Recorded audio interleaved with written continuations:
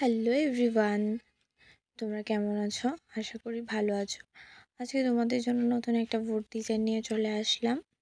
তো তোমরা তো শর্টসে দেখতেই পেলে যে আমি পুরোটা বোর্ডকে ব্লু কালার করে দিই। ব্লু কালার করে দেওয়ার পর হোয়াইট দিয়ে মিডলটা এঁকে নিলাম। তো আমি প্রথম থেকে ভেবে নিয়েছিলাম যে এটাকে 3টা কালার দিয়ে পুরোটাকে করব। তো তোমরা তো দেখতেই পারছো এটা হোয়াইট আর একটা ইয়েলো দিয়ে করছি, কিন্তু আরেকটা কালার ছিল যেটা রেড। তো রেডটা দেওয়ার পর ভালোই লাগছিল, কারণ এটার মধ্যে রেড পড়েনি। আচ্ছা যাই হোক, এই কালারটা করেছিলাম, এই তুলিটা ছিল ত্রিপলসের তুলি। তো আমি ফেব্রিক কালার দিয়ে করেছি। তো তোমরা চাইলে ফেব্রিক কালার দিয়েই করতে পারো, কারণ ফেব্রিক কালার দিয়ে করালেই বেস্ট। ফেব্রিক কালারের মধ্যে একটু একটু মানে তোমরা যতটুকু পরিমাণ রং নেবে তার একটু একটু পরিমাণে জল নিয়ে করতে পারো, কারণ জল নিয়ে করলে কালারটা একটু হালকা হয়ে যায় আর কালারটা তুলির সাহায্যে বসেও খুব ভালো করে।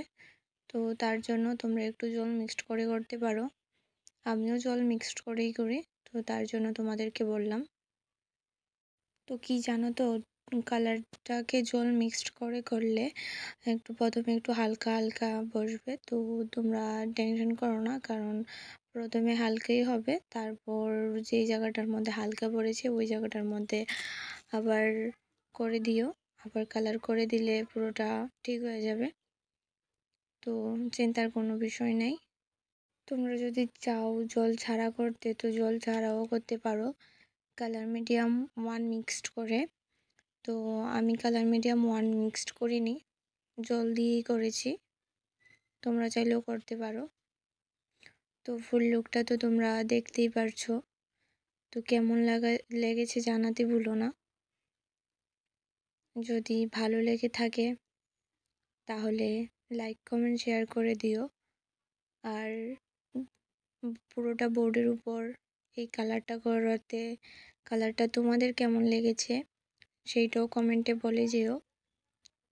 যদি ভালো লাগে তাহলে চ্যানেলটাকে সাবস্ক্রাইব করে দিও। আজ তাহলে আসি।